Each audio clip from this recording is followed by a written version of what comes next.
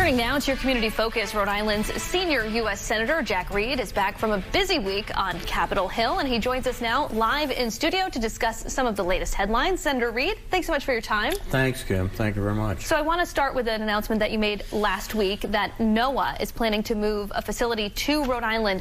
Why do you see this as a big win for the Ocean State? Well, it's a great win for the Ocean State.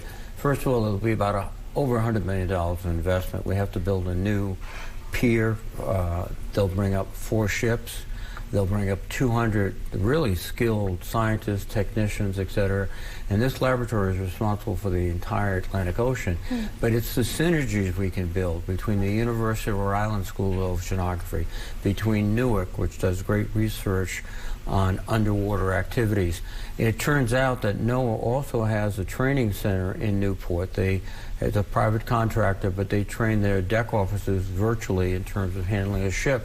So for NOAA, this is just a big win. In addition, we're talking to the Coast Guard about bringing up 2 or 4 additional ships and working with them to see if we can build a 3rd pier at Newport.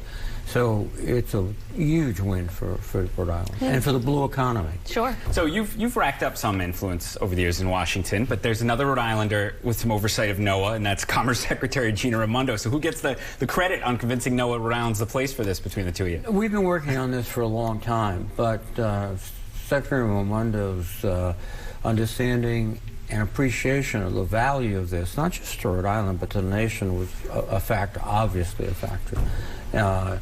She gets it. She's done a remarkable job. The CHIPS Act, which is one of our best accomplishments, without her leadership, I don't think it would have come across, because she was able to convince both sides that this is a critical national security issue. It wasn't just build something someplace, etc.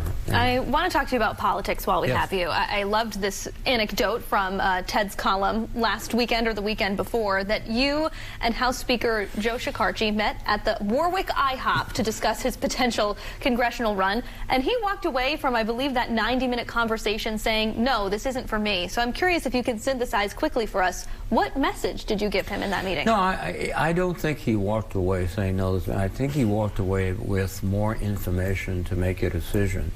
And he was seriously contemplating a run. He's an extraordinarily talented individual.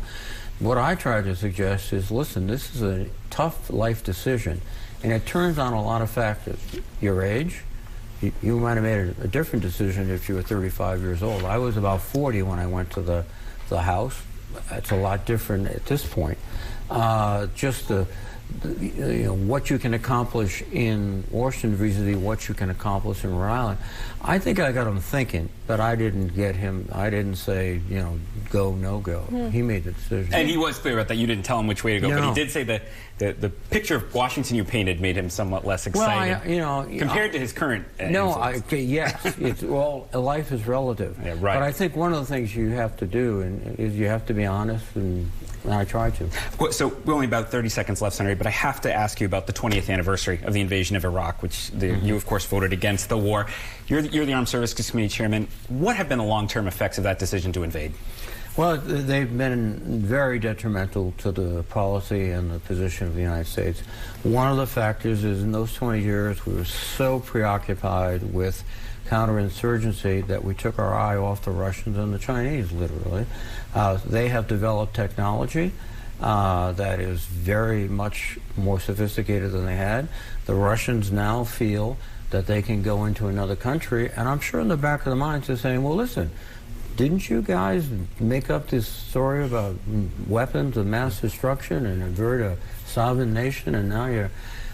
All of that has contributed, but the biggest factor, I think, is just we have spent about 15 seconds. A lot of money, and in the meantime, our near-peer adversaries have caught up in some cases, and that strategically has affected our entire world. All right, Senator Jack Reed, thank you for joining us at 4.